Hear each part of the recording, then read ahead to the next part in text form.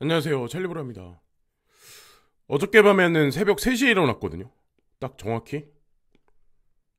새벽 3시에 일어났는데 새벽 3시부터 아침까지 제가 6시까지 보통 정보를 추려봐요. 근데 추려보는데 어 진짜 헷갈리게 하는 요즘에는 이 장세를 헷갈리게 할 수밖에 없는 그런 뉴스들이 되게 많이 나와요. 모호함을 더 주는 그런 뉴스들 되게 많거든요. 그래서 일관성을 가지면서 이제 투자를 진행한다는 게 쉽지가 않을 거고 많은 사람들은 아마 중간에 이탈하시는 분들이 아마 되게 많을 겁니다. 보통 나는 2025년까지 어떻게 할 거야라고 이제 얘기들을 많이 하시지만 뭐 진짜 극소수의 사람들만 아마 큰 수익을 걷어가지 않을까라는 생각을 해요. 그게 근데 비단 가상자산 시장뿐만 아니라 사람이 뭔가 사업을 해도 아니면 직장 생활하고 뭔가 기술을 배우고 뭔가 공부를 해도 뭔가 일관되게 내가 목표한 시점까지 숫자를 정해서 가지고 간다는 게 쉬운 게 절대로 아니거든요. 그래서 이 지금 되게 일관성을 가지고 직진하기가 쉽지 않은 시점에서 한번 되돌아보는 그런 날이 되면 좋지 않을까라는 생각으로 오늘 한 번 더 하게 됐습니다. 그래서 수많은 뉴스들이 아마 나올 텐데 거기서 일회일비 하지 마시라는 의미에서 먼저 그걸 먼저 말씀드리고 또 하나는 뭐 SEC가 바이낸스 US 뭐 보이저 디지털 인수 계획에 이의를 제기합니다. 근데 이런 얘기 나오면 누리꾼들이 보통 아 이럴 줄 알았어라고 한다거나 아니면 바이낸스 한국 진출에 관한 것도 기사들을 지금 요즘에 나오는 거 보면 거의 안 될 것 같다라는 그런 뉴스들이 되게 많거든요. 근데 제가 눈에 보이는 걸 전부 다 그냥 오케이로 다 해석하면 거기서 뒤통수를 맞는 가능성이 상당히 높다라고 말씀드렸는데 요즘이 딱 지금 시기가 딱 그럴 때예요. 예, 딱 사람들을. 근데 많은 사람들은 아마 다 그냥 눈에 보이는 걸 다 믿는 편이라서 그거 뭐 각자의 판단이고 그리고 홍콩 국회의원은 CBDC를 디파이 기능을 갖춘 스테이블 코인으로 전환하고자 한다. 뭐 이런 뉴스가 나왔는데 이것도 이게 뭐 무슨 의미가 있어 이렇게 보실 수 있지만 아주 큰 의미가 있다라고 전 생각하거든요.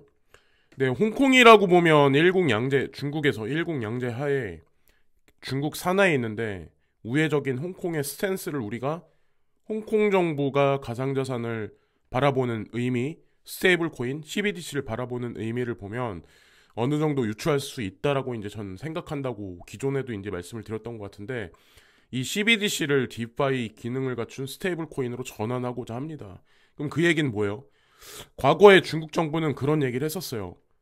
CBDC는 용인한다. 그리고 NFT는 용인한다까지 얘기가 나왔었어요. 아마 이거는 다 여러분들 기억하실 거예요. 근데 가상자산은 인정 안 한다라는 얘기를 했었어요. 밴 시킨다. 근데 여기 CBDC를 디파이로 전환하고자 한다. 전환하는 건 허락한다. 여기에 디파이가 추가됐습니다. 시간이 걸리겠지만 결국에는 가상자산에 관한 얘기도 향후에 나오지 않을까 조심스럽게 이제 저는 생각을 합니다. 물론 시간이 걸리겠죠. 그리고 XRP에 관한 얘기인데 여기 비트마트라는 거래소가 있어요. 이게 미국 시장에서 6위 정도 되는 거래소래요. 그러니까 인지도가 없죠. 저도 이 거래소는 처음 들어봤어요. 보통 우리가 많이 아는 거래소들이 코인베이스, 제미니, 뭐 크라켄이라든가 이런 거래소들을 많이 알고 있잖아요. 미국하고 이제 관련된. 근데 6위 정도 되는 거래소인데 2020년에 XRP가 소송에 걸리면서 상장 폐지됐었어요. 근데 지금 보면 미국 거래소에 그러니까 순위가 밑에 쪽부터 위에 쪽으로 점진적으로 계속 XRP가 재상장되고 있거든요. 재상장 한다는 얘기가 나왔어요. 비트마트에서. 과연 지금 시점에서 재상장을 이런 거래소들이 하나하나 하고 있는데 궁극에는 향후에 계속 이렇게 올라가지 않을까. 응? 6위, 5위, 4위, 3위, 2위, 1위. 그래서 뭔가 소송에 관련해서 뭔가가 명확한 규제안이 서서히 다가오는 시점이 아닐까라고, 예, 이런 생각을 이제 저는 이걸 보면서 이제 그런 생각을 하나 하게 됐고, 뭐 그렇다고 6위 정도 되는 거래소에, 그것도 미국 내에서, 전 세계도 아니고 전 세계 20위권 정도 한다고 하더라고요. 이게 상장됐다고 그래서 뭐 가격적인 뭐 메리트가 있을까요? 그리고 제가 지나가는 김에 오늘도 한번 말씀드리는데, 진짜 많은 사람들은 XRP가 가격이 되게 싼데 뭐 기축 통화가 된다 어쩌, 이런 얘기를 남 하는 얘기를 듣고 공부 없는 상황에서 일단 코인을 사요. 코인을 사서 내가 원하는 것만큼 빠른 시간 내에 결과가 안 나오면 여기서 그냥 포기하고 이탈해 버리시는 분들이 아마 가장 많을 거라고 저는 생각해요. 가장 많은 사람들이 관심을 많이 갖고 가장 많은 사람들이 부자가 되기를 바라는 코인 중에 대표적인 코인이긴 하지만, 가장 많은 사람들이 부자가 될 수 없는 코인 중에 대표적인 코인도 XRP입니다. 그래서 내가 완벽하게 공부가 끝났다, 어느 정도 이해도가 있다, XRP 이 거버넌스에 관해서, 그런 분들만 투자를 해서 지속적으로 끌고 가면 큰 수익을 거두실 거라고 저는 생각해요. 그렇지 않을 바에는 뭐 공부하기 싫다, 뭐 잘 모르겠다 이러신 분들은 그냥 비트코인만 사셔도 제가 보기에는 충분하다고 저는 생각을 합니다. 자, 어쨌건 지나가는 김에 이게 가격적인 퍼포먼스가 일단 보여주지 않으면 우리 개인 투자자들은 중간에 이탈할 수밖에 없어요. 근데 그런 면에서 더 쉽지가 않을 가능성이 높다는 거죠. 오히려 비트코인보다는. 근데 장기적인 프레임에서 그림의 명확성은 분명합니다. 공부가 끝나신 분들한테는 아마 그 그림이 다 전체적인 퍼즐 그림이 보이실 거고, 또 하나 SBF가 여기 나와 있는데, 여기 빌 클린턴, 예, 41대 대통령인가 이분이? 근데 이분이 또 아이러니한 거는 또 민주당이에요. 민주당. 자, 빌 클린턴. 이 클린턴이 결정을 내려가지고 보면 SBF가 이번에 보석금을 내고 석방을 받았잖아요. 근데 거기 2명의 보증인이 있었는데 이 2명의 보증인을 그냥 익명으로 그냥 멈춘다. 네, 익명으로 그냥 명시한다. 그래서 이거를 밝히지 않아도 된다라고 빌 클린턴이 그렇게 판결을 내렸다고 하더라고요. 제가 보니까는. 근데 여러분들이 이걸 보시면서 어떤 생각을 하시나요? 근데 이런 유명한 사람까지 개입이 돼 있어요. 근데 민주당하고 이번에 FTX하고 어떻게 관련돼 있는지 아는 사람은 다 아는 얘기고, FTX 파산되면서 시장이 작년 말에 우리가 원하는 크나큰 상승이 못 왔죠. 사실은 이게 가장 컸던 거고, 사실은 이게 아니었으면 저는 나쁘지 않았을 거라고 저는 생각을 해요. 다 지난 얘기이긴 하지만. 근데 어쨌건 클린턴까지 이런 식으로, 예, 옹호한다, 비호해주는 어떤 그런 세력이구나. 그래서 참 대단한 사람들이 뒤에 껴있구나, 이런 생각을 이제 한 번 더 이제 하게 됐습니다. 자, 그리고 돈나무 언니 캐시우드 한국 왔다, 큰 손들 만나 나눈 얘기 들어보니 이분이 이제 이분이 뭐 한국에 왔다고 그런 얘기들이 있더라고요. 제가 보니까는. 그래서 뭐 그런 얘기, 뭐, 예, 여의도 어디서 뭐 그 담배 피는 그런 지역에서 담배 피는 사진이 지금 뭐 트윗상에 막 돌고 있는데, 이분이 이제 뭐라고 말씀하시냐면 가상화폐 유망 기업을 주목해야 된다. 제가 봤을 때 이거 코인베이스 얘기하는 것 같거든요. 코인베이스. 그리고 아시겠지만 GBTC도 꾸준하게 매입을 하고, 테슬라도 그렇고 코인베이스도 그렇고 지속적으로 계속 지금 분할 매수 중이거든요. 이분은. 또 하나는 여기 46개의 댓글이 아까 제가 캡처를 했을 때 있었는데, 다 비아냥거린, 거의 100%가 거의 다 돈삭제 누나다, 돈나무 누나가 아니라 돈삭제 누나다, 비아냥거리는 글이 거의 90% 이상이에요. 과연 이 댓글에 달아가지고 비아냥거리는 사람이 승자가 될지, 캐시우드가 승자가 될지 결과는 뻔한 겁니다. 근데 이런 사람들은 지금 당장 숫자를 보고 막 이 프레임 전체를, 구조를 보지 않아요. 보통.